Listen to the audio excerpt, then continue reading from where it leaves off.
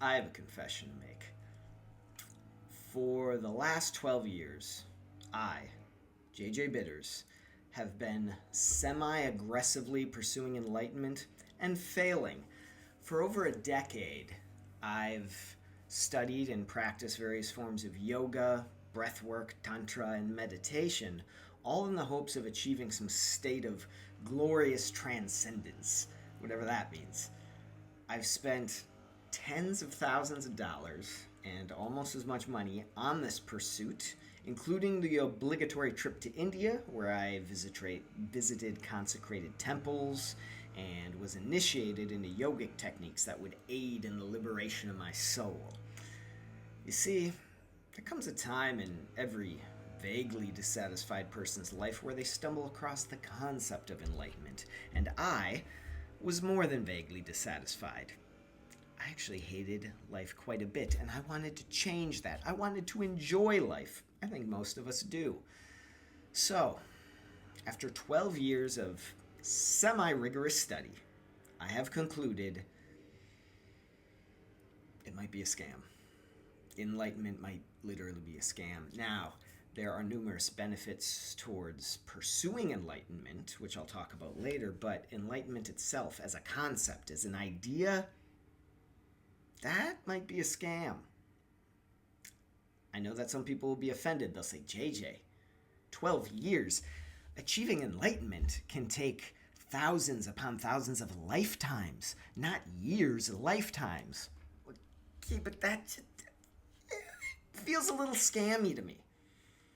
I would love to be wrong on this one, but I've been meditating almost every day for about 7 years, and I haven't missed a single day in about 3 years, about an hour a day. So I'm not a Tibetan master by any stretch of the imagination, but I'm still probably in the top 1% globally of meditators, definitely in the Western Hemisphere. I doubt 1 out of 100 people are meditating every day. I'm in the top 1% meditatively, let's say that. And worth noting, I don't do guided meditations. I don't like them. To me, that's just a boring podcast. When I meditate, there are no training wheels. I'm just alone in silence with my own freaky thoughts, the way God intended. Ah, yes, let's talk God. Enlightenment and God are kind of sort of tethered together, at least in my head. Enlightenment is like letting the God force flow through you. It's like the avatar state. That's basically the way I think about it. And what does that feel like? What does it feel like to have the holy creative power of the universe surging through you? I don't know. But the thought is quite titillating and tantalizing. Abundant energy, eternal peace, boundless wisdom, an impenetrable aura that sets you apart from the unwashed masses still shackled to the yokes of their desires. Enlightenment sounds like a good deal. But, like everything that sounds too good to be true, the Fire Festival, polyamory, Nigerian princes who want to wire all their money directly into your bank account, one must ask the question, is this a scam? And if so, will it, at the very least, will it anesthetize me from the abject horror of my own existence, if only for a little while? Valid questions. Let's boil them down to a thick glaze, starting with the word scam. I would define scam as a buyer exchanging money, time, or even energy for a product or service that has significantly less value than the seller described. So, at face value, enlightenment seems to be the ideal product with which to scam someone. Unlike a car or a house, there are no manufacturing errors. It doesn't require maintenance. It doesn't even require proof of its own existence. It's like the law of attraction. The only thing keeping you from having it or achieving it is your own failure to understand it or accept it, which, for scammers, is conveniently indefinable and deeply subjective. It's a business model that cult leaders and late-stage capitalists dream about. For a mere $9 $1,999.99. I'll sell you a key to the universe, but only if you're truly ready to receive it. Your soul needs to be lubed up and ready to go. If it's not, then that's on you. That's not on me. It's kind of gross. Remember, there is always a dollar to be made from anything in life, including your existential crisis. But setting my wide and deep reservoir of cynicism aside, I'll admit that not all enlightenment paths involve spending a lot of money or doing weird shit. In fact, most methods are very cheap and quite boring. Zen, for example, is beautiful, but it's not exactly known for spurting juicy ribbons of dopamine in your system. It's pleasant, but not thrilling, and that's fine. On the upside, there are no Zen sex or murder cults that I'm aware of, so that's a win. The bottom line is enlightenment can be marketed as extremely exciting or extremely boring. In a way, you get to pick your path. But what is enlightenment? It's impossible to define. Is it freedom from suffering, deeper knowledge, abundant energy, never-ending bliss? All of these things? I don't know. We don't know. But there's something undeniably compelling about it nonetheless.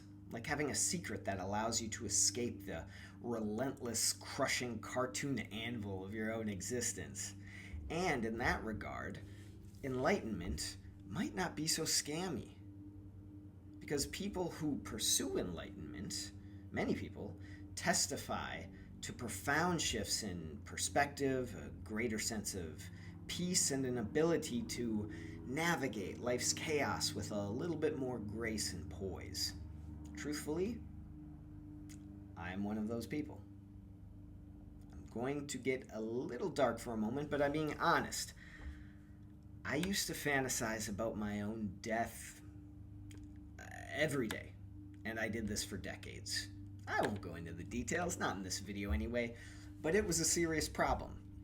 Now, I legitimately love life. I love being alive. I love people. Sincerely. Could it be that enlightenment isn't so much a scam as it is a paradox, both imaginary and real, both profound and a little absurd? Is enlightenment a bountiful garden to nourish and enrich your being, or is it just another microwavable dinner to stave off the ravenous hunger of nihilism? I don't know. Maybe the so-called enlightened ones aren't actually at peace. Maybe they just found a way to check out while the rest of us scream into the void. Maybe the guru meditating on the mountaintop isn't actually enlightened. Maybe he has just accepted that the rules of life are arbitrary, absurd, and meaningless, and the only way to win is to bow out of the game entirely, even if that means freezing your nuts off in a cave somewhere surrounded by nothing but snow and rocks. And that brings up another issue. Enlightenment seems fundamentally at odds with human society in its present form. Enlightenment demands detachment from desires and suffering. It tells us to internalize stillness and have a graceful acceptance of the present moment, which sounds amazing until you realize that our current dominant culture is built on the notion that you must always be moving, hustling, striving, producing. You cannot stop. Your soul's growth and nourishment is of no value to shareholders. And so, the great, glorious, golden cornucopia horn of capitalism is wedged into your ass and pounded away into your being day by day, year after year, until you can no longer hear the music of your own soul. You only hear garbled noise and the hollow thuds of it being hammered away over and over and over and over again, making enlightenment very difficult. Or maybe I'm just bitter. I don't know. For what it's worth, I believe that enlightenment is or was real, but the shape of it can no longer be seen through the weeds of our dying empire. Or maybe it's germinating deep within the soil of mankind right now. Maybe it's growing, but it'll never quite sprout, never quite reach past the surface in our lifetime. Maybe. Or maybe it's the most real thing in the world. Maybe it doesn't take thousands upon thousands of lifetimes. Maybe it just takes one breath. Maybe enlightenment can literally happen in one conscious breath.